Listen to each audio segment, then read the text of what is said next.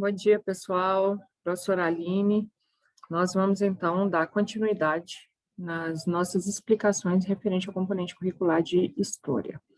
Para começar a postagem de hoje, eu vou pedir para vocês, por favor, peguem a sua apostila nas atividades da semana passada para a gente poder fazer a correção. Vou compartilhar o arquivo aqui para a gente poder seguir, tá certo? Na semana passada, nós trabalhamos a introdução referente ao nascimento do Iluminismo.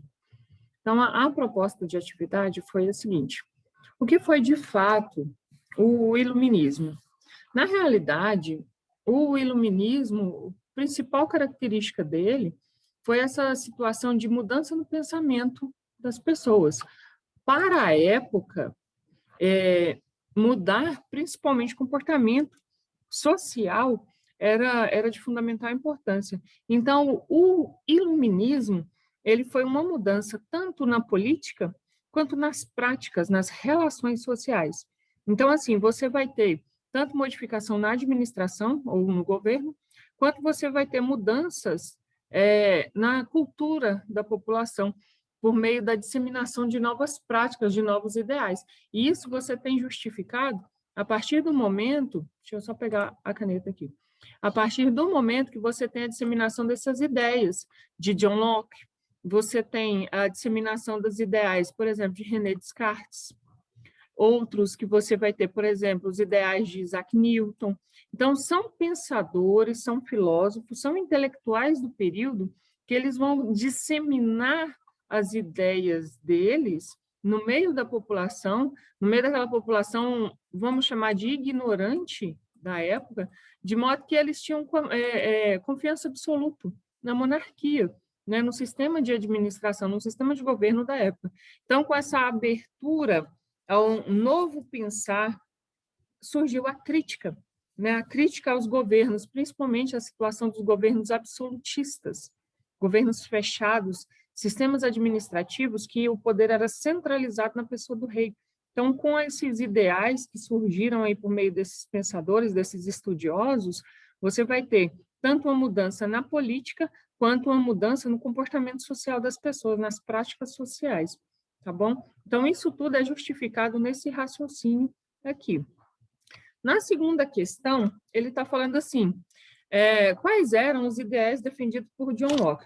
Poderia ter sido qualquer outro filósofo abordado, mas a importância de John Locke, ele vai extrapolar o próprio período, né? O próprio período que houve essas modificações aqui. Nós estamos falando do final do século XVIII, começo do século XIX.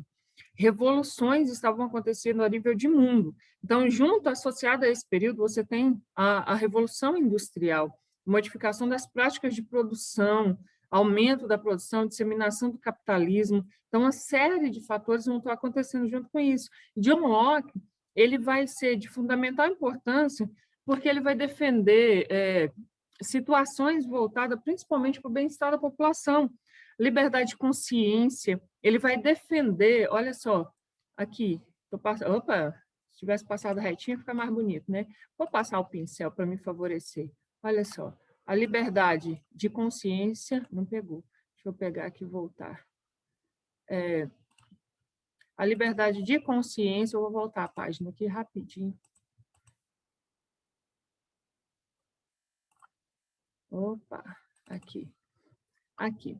A liberdade de consciência, então, você vai ter a liberdade religiosa, mas desenhar, riscar com a caneta, com o mouse, é muito complicado.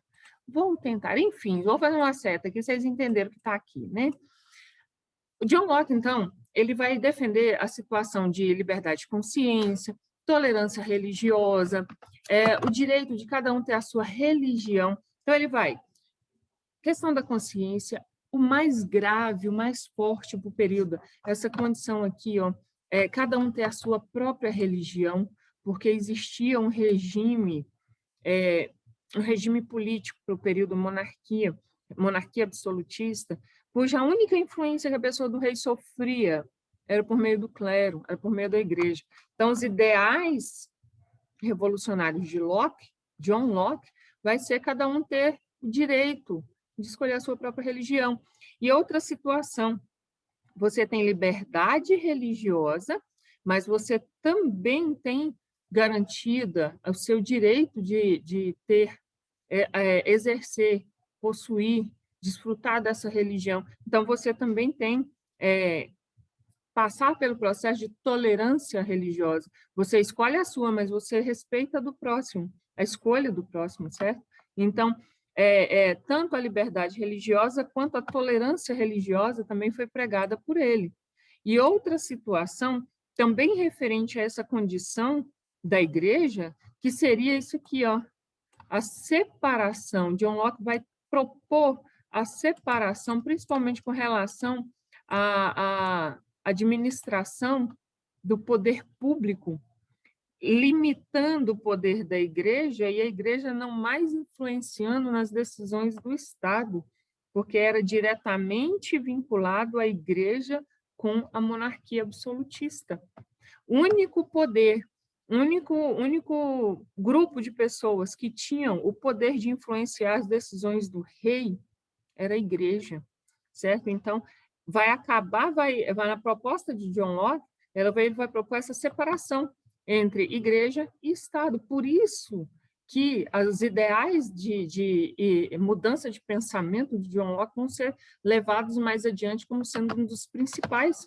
O nome dele vai surgir em vários temas abordados justamente por causa dessa ousadia que ele propõe, tá certo? Então, os ideais de John Locke, aqui você tem o direito de cada um escolher a sua própria religião, propunha a separação do Estado, a questão da tolerância religiosa, todos deveriam conviver em sociedade, de modo que cada um respeitasse os ideais e as ideologias do próximo. Então, seria mais ou menos esse raciocínio com relação ao pensamento de John Locke. Por isso que ele ganha tanto destaque diante dessa condição aqui de mudança para o iluminismo. Tá? Para a nossa aula dessa semana 7, eu vou pedir vocês, por favor, que peguem a sua apostila aí e siga comigo o cronograma 7, que ele vai do dia 1/3 a 5/3. Eu vou pedir para vocês, por favor, acompanhem no seu livro também. Vou mostrar a página para vocês aqui. No seu livro, ele vai estar a partir da página 16, tá bom? Então, a partir da página 16, nós vamos ter... Esse daqui foi o conteúdo da aula passada, está lá na página 15. Então, hoje nós vamos passar pela página 16 e eu vou dar uma passadinha aqui também na 17 para complementar os conteúdos de hoje. Tá certo? Então, eu vou pedir, por favor, pega o seu livro e abra na página 16 e 17. Vamos começar aqui pela 16. E nós vamos ter aí, junto com essas ideologias de mudança no comportamento, você vai ter a grande importância desse surgimento de uma nova geração de filósofos.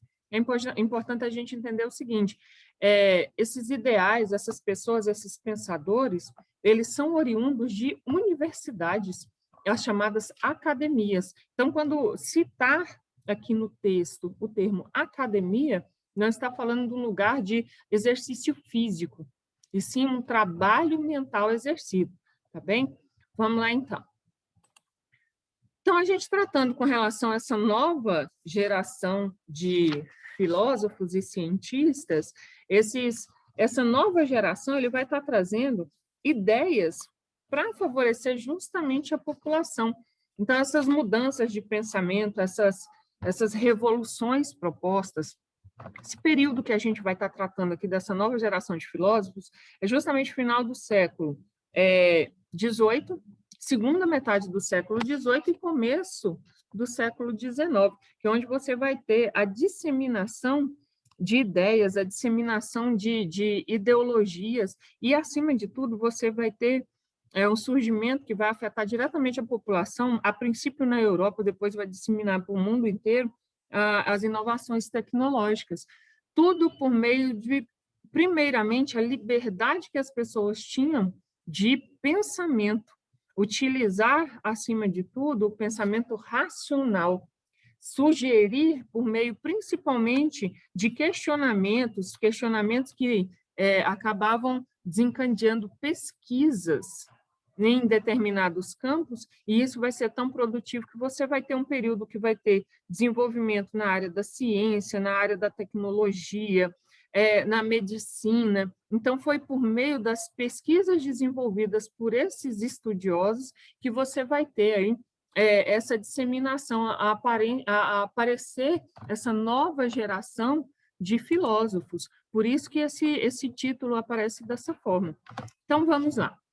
Esses outros pensadores foram fundamentais para a formação de uma nova geração de filósofos e cientistas, capazes de pensar racionalmente sem recorrer ao pensamento religioso.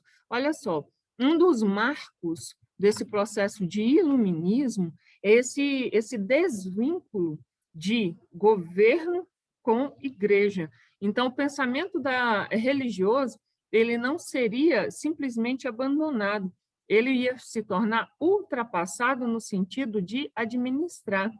A ideologia religiosa ela vai ser libertária, ela não vai ser fechada de modo impositivo. Então, justamente por causa dos ideais de John Locke, cada um seguiria a religião que quisesse, respeitando a opção do próximo para explicar a natureza e a sociedade. Então, você não teria mais vínculo necessariamente com a igreja não era mais detentora do saber absoluto. Cada um, no seu pensar racional, poderia tomar suas próprias decisões e chegar às suas próprias conclusões, sem ter a igreja para poder ficar apontando o que é certo e o que é errado. Por quê? Em determinado período, quando você estava tendo um regime fechado absolutista, tudo que fosse contra os ideais, tanto do rei quanto da igreja, era considerado heresia.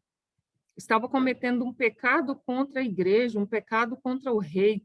O rei era o representante de Deus, né? O poder do rei ele era absoluto e era um poder atribuído por Deus. Então, tudo que fosse contra essas ideologias era um pecado, era uma heresia, e muitas das vezes era combatido com massacres. Às vezes as pessoas eram condenadas à morte, eram açoitadas e até mesmo enforcadas ou decapitadas em praça pública.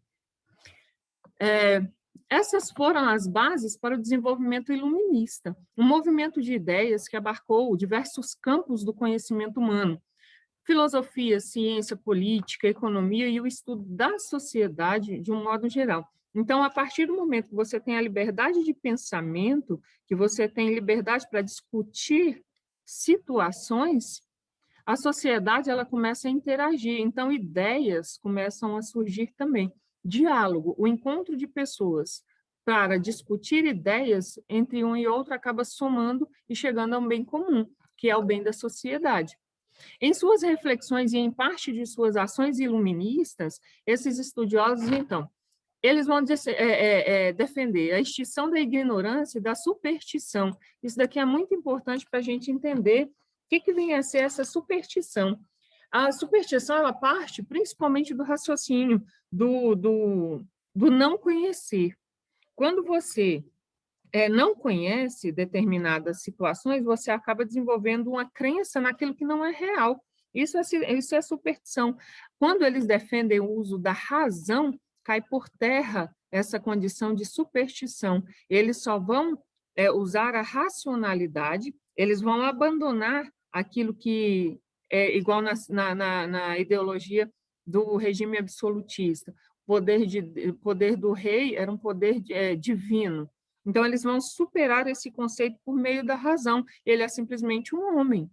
Deus não fez isso por ele porque ele é simplesmente um homem. Ele não é santo, ele é rei. É diferente. Então, a partir do momento que tem essa crença sem ter algo real, sem ter razão, aí eles impõem supõem, coloca à discussão essa questão da superstição. Então, são temas que são desconhecidos. A partir do momento que é desconhecido, e qual a origem? Quem foi o Deus que atribuiu esse poder ao rei? Então, esse poder divino do rei era uma superstição do período. Então, a extinção da ignorância da superstição por meio da educação e da divulgação do conhecimento científico.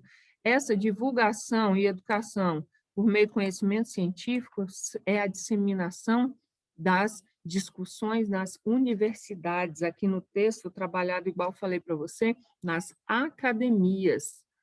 Essas academias, elas serviam justamente para o encontro dessas pessoas trabalharem, discutirem aquilo que eles não concordavam. Mas também não era qualquer pessoa que frequentava essas universidades.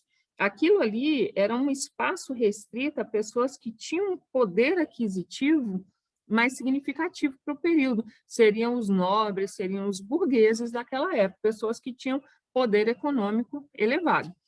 No uso da razão como instrumento para conquistar a liberdade e a capacidade de ser humano, pensar em si próprio. A tolerância e a liberdade religiosa e política, olha aqui as ideologias de John Locke sendo discutidas em grupo. A liberdade de consciência e de expressão também é uma ideologia de John Locke. A condenação das injustiças, dos privilégios, da dominação religiosa e do Estado absolutista. A partir do momento que você tem essa abertura, essa disseminação de novos ideais, a busca pela razão e não da superstição, você tem aí a quebra do regime absolutista e você tem o início aí desse período chamado período das luzes, a idade das luzes. Acaba o período das trevas, que seria esse regime absolutista, e começa o período das luzes, que é o iluminismo, a liberdade de pensamento, a liberdade de agir das pessoas. Então, assim, esses espaços de convivência desses filósofos, eles não ficavam restritos a universidades. Essas universidades deram o pontapé inicial, no espaço onde eles se encontraram, melhor dizendo, e perceberam ali pensamentos que eles iam de encontro ao que a sociedade precisava. E eles expandiram isso.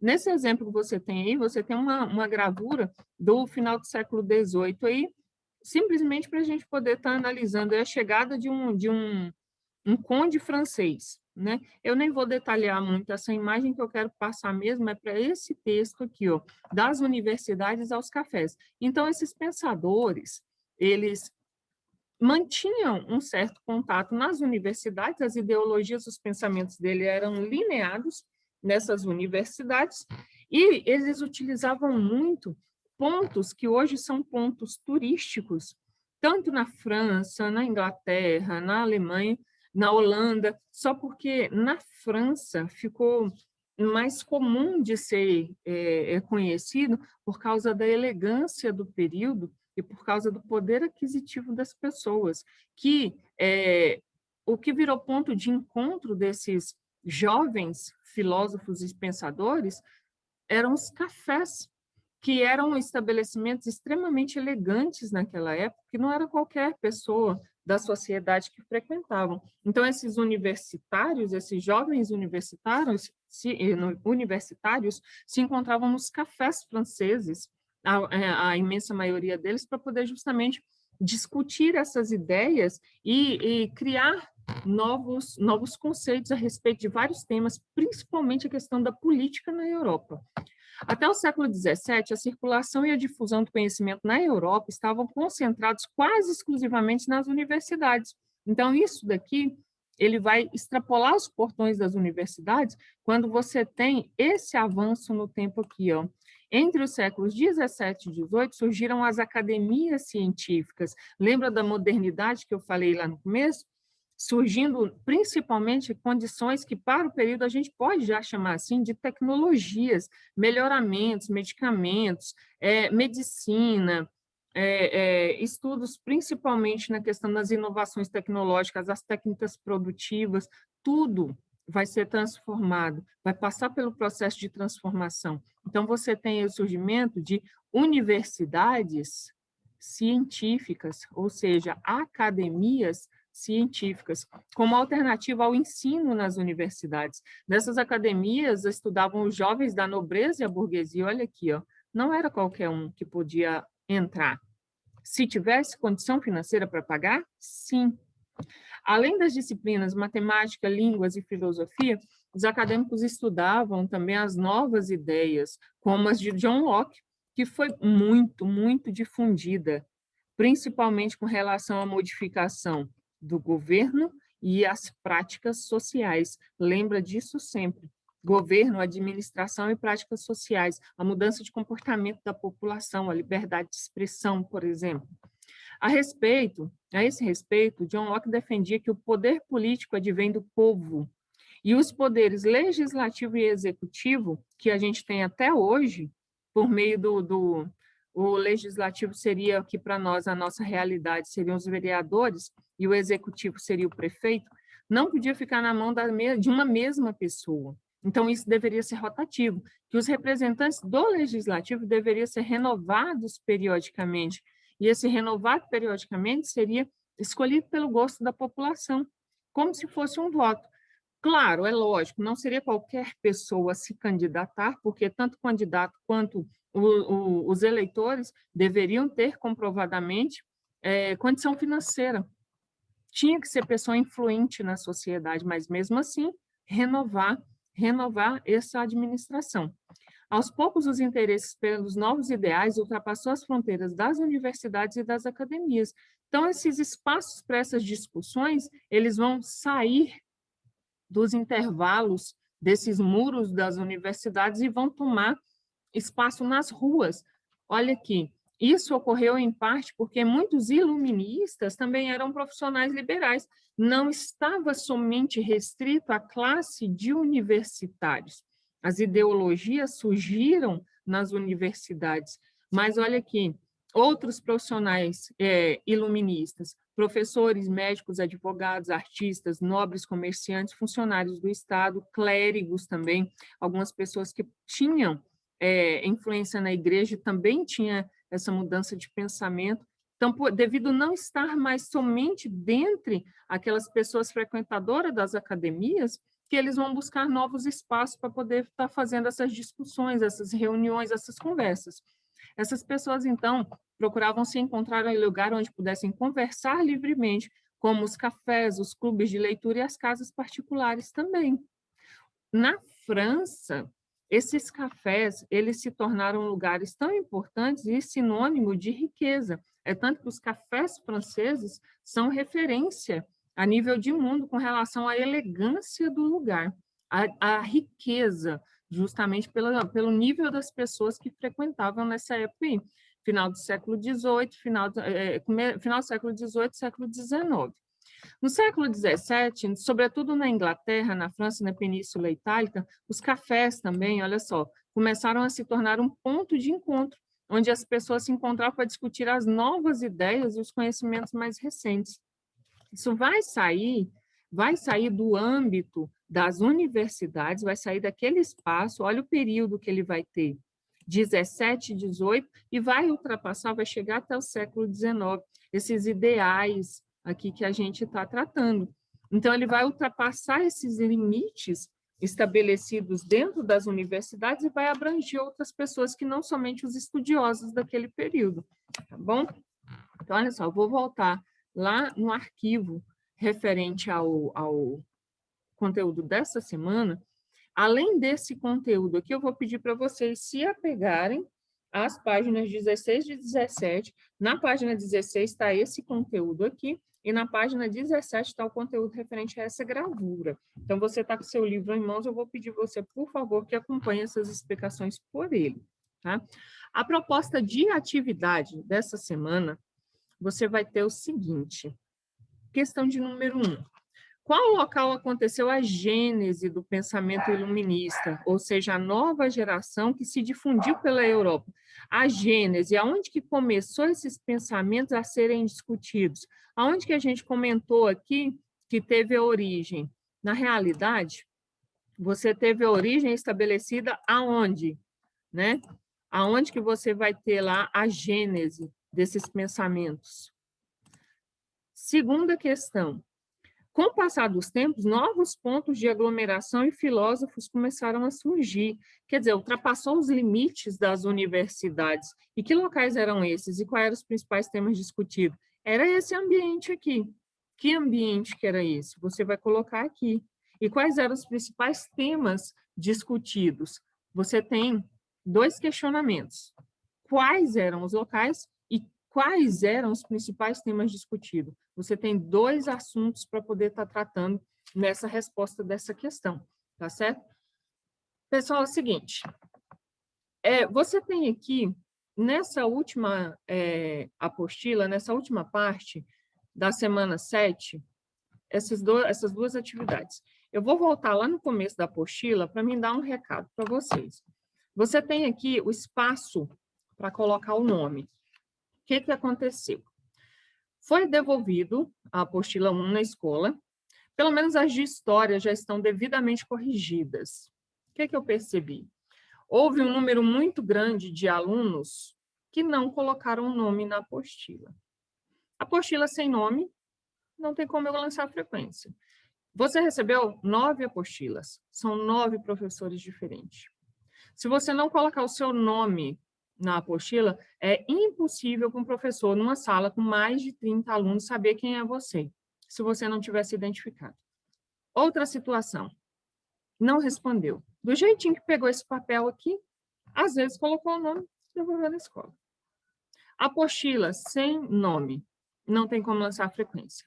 Apostila sem resposta, por mais que esteja com o nome do aluno. Como é que eu vou lançar a sua frequência se você não respondeu à atividade? Existe uma pontuação que ela se chama pontuação formativa. Ela se dá por meio da frequência do aluno e das atividades. Se você recebeu a apostila, meio caminho está andado. Só que você tem que botar o seu nome nela e responder. Apostila sem resposta não contabiliza nota e nem frequência. Eu vou entender que você não estava presente naquela aula porque você não respondeu. Então, presta atenção, o seu nome identifica. Você tem aqui a turma, 8º ano, A, B, C e D.